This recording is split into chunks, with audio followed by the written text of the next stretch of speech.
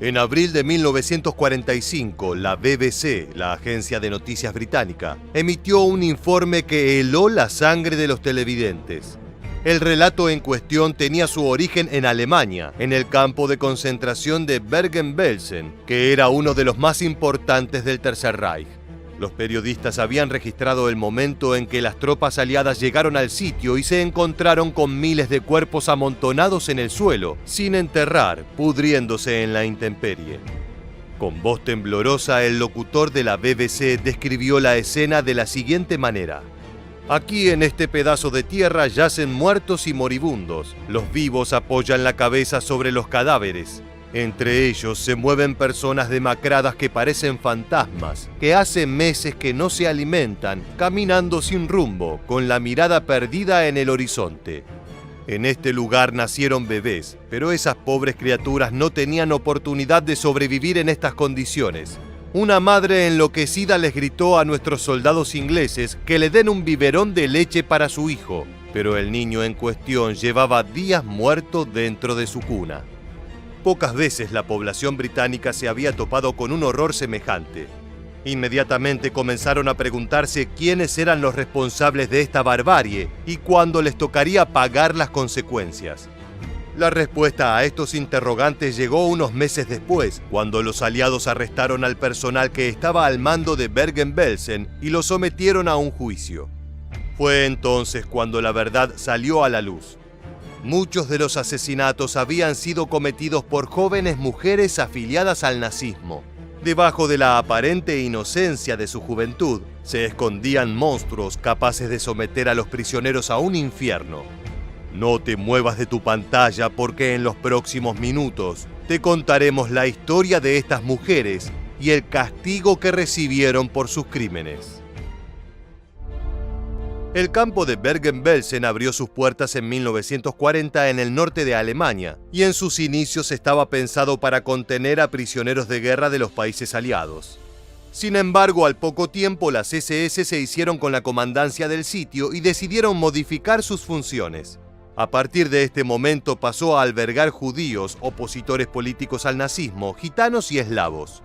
En el interior del campo, los distintos grupos estaban divididos de acuerdo a su pertenencia, de manera que los judíos estaban separados en un campamento para los que venían de Polonia, uno para los originales de Holanda y otro para los de ascendencia húngara.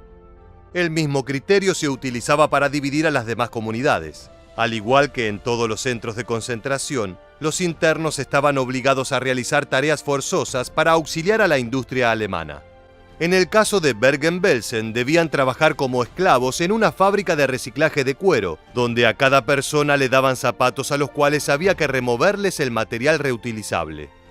En agosto de 1944, el establecimiento comenzó a alojar mujeres. Miles de jóvenes adultas y ancianas fueron recluidas en su interior, y es sabido que Ana Frank encontró su final aquí.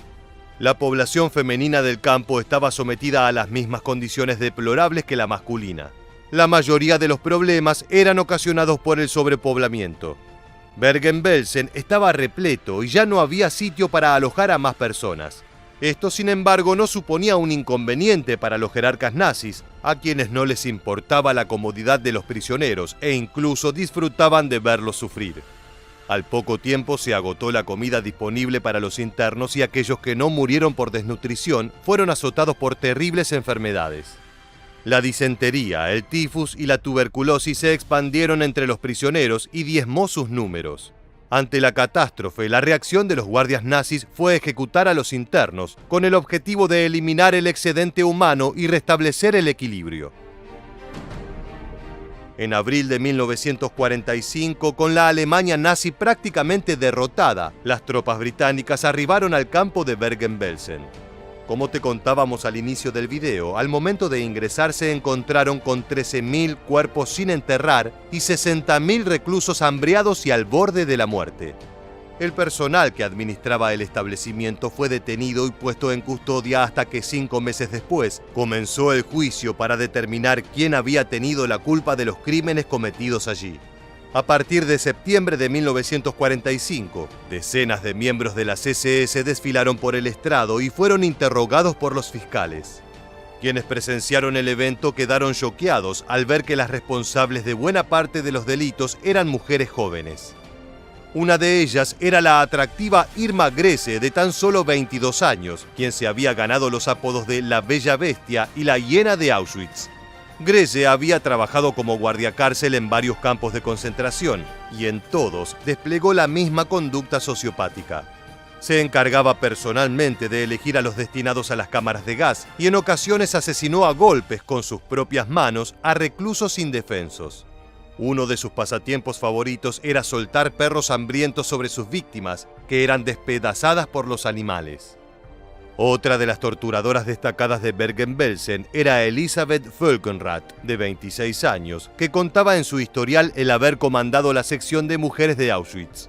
Gustaba de jugar con la vida de las prisioneras, a quienes sometía a tormentos, golpizas y fusilamientos. De acuerdo a ciertos testigos, había llegado al extremo de matar a una anciana empujándola por una escalera. Entre las acusadas en el juicio también estaba Johanna Bormann, conocida como la mujer de los perros, ya que compartía la misma pasión de Irma Grese por dejar que los internos fueran devorados por sus canes. El jurado dictaminó que los delitos eran tan aberrantes que merecían la pena de muerte. Otras 10 guardias de las SS, sin embargo, fueron condenadas a prisión, ya que no había suficientes pruebas en su contra. El 13 de diciembre de 1945 se preparó el cadalso para que Grese, Völkenrath y Bormann dieran sus últimos pasos en el mundo. El encargado de la ejecución fue Albert Pierrepoint, un verdugo profesional que tenía la costumbre de entrevistarse con los sentenciados y tomarles las medidas del cuerpo para calcular el largo exacto de la soga que debía ahorcarlas. En sus memorias, Pierrepoint da detalles de cómo fue el encuentro con cada una de las mujeres. Su breve momento con Irma Grese transcurrió de la siguiente manera. Cuando abrimos su celda, ella se acercó a nosotros riéndose. Se veía como el tipo de chica con el que uno quiere ponerse en pareja. Respondió todas las preguntas que le hice, pero cuando quise saber su edad, se quedó callada y me miró con una sonrisa cómplice. En ese momento me di cuenta de que preguntarle cuántos años tiene a una mujer era algo incómodo y poco educado, aunque finalmente ella contestó. Luego de tomarle las medidas, a las 9:34 de la mañana ingresó en la sala de ejecuciones y caminó al centro del cadalso. Había una marca dibujada en tiza indicándole el lugar donde debía pararse. Le colocamos una capucha blanca sobre la cabeza y enroscamos la soga en torno a su cuello. Lo último que dijo Irma fue schnell, que en alemán significa rápido. La trampa se abrió y a los pocos minutos el doctor la declaró muerta. 30 minutos después fue el turno de Elisabeth Völkenrath, que hasta el último minuto negó haber participado en los crímenes de Bergen-Belsen y tener conocimiento sobre el Holocausto. A las 10:04 de la mañana, la horca cumplió su deber y rompió el cuello de Völkenrath. Media hora después, los guardias condujeron a Johanna Bormann al cadalso. La mujer tenía 52 años y su salud estaba flaqueando, ya que rengueaba de manera notable. Lo último que dijo antes de morir fue: «Yo también tengo sentimientos». Es así como llegó a su fin la historia de estas mujeres, quienes pasaron a la historia como las más crueles del Tercer Reich. Aunque de ninguna manera las víctimas podían ser resarcidas por su sufrimiento, las sentencias sirvieron para mostrarles que aún había justicia en el mundo. Llegamos al final del video. Déjanos tu comentario en la bandeja de aquí debajo y no olvides suscribirte a nuestro canal para conocer muchos más sucesos militares que dejaron su huella en la historia.